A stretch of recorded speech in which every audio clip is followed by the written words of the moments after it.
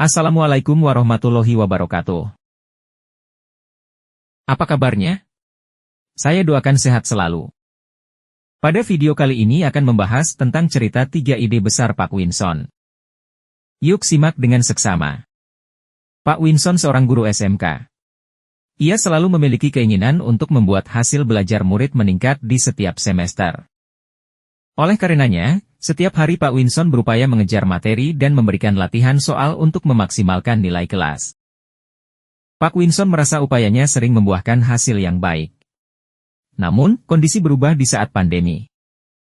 Nilai rapor semua muridnya merosot di setiap semester.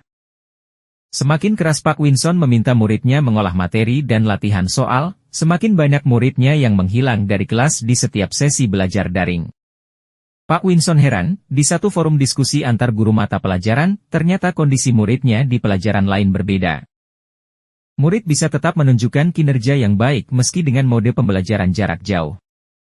Hal tersebut terjadi karena guru yang bersangkutan melakukan pendekatan belajar yang berbeda, terutama bagaimana mengembangkan asesmen di kelas.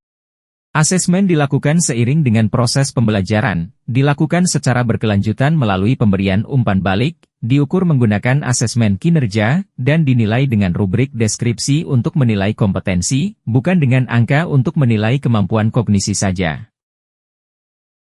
Setelah mempelajari lebih jauh mengenai pengembangan asesmen dalam pembelajaran, akhirnya Pak Winson mencoba menerapkan di kelasnya.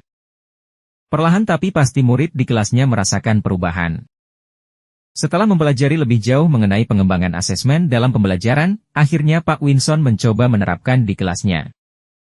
Pak Winson tidak lagi meminta murid menguasai materi dan menunjukkan kemampuannya dengan menjawab soal, tapi menantang mereka untuk menguasai sebuah kompetensi dengan membuat produk atau melakukan aktivitas lain sebagai bukti pemahaman mereka.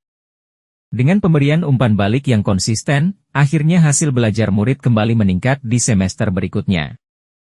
Apalagi saat sekolah kembali melakukan tatap muka, murid-murid semakin semangat karena bisa lebih banyak berkolaborasi dengan teman-temannya. Bagi Pak Winson, meningkatkan hasil belajar murid sangat penting, maka mengoptimalkan proses belajar dengan cara-cara yang inovatif mutlak perlu ia lakukan.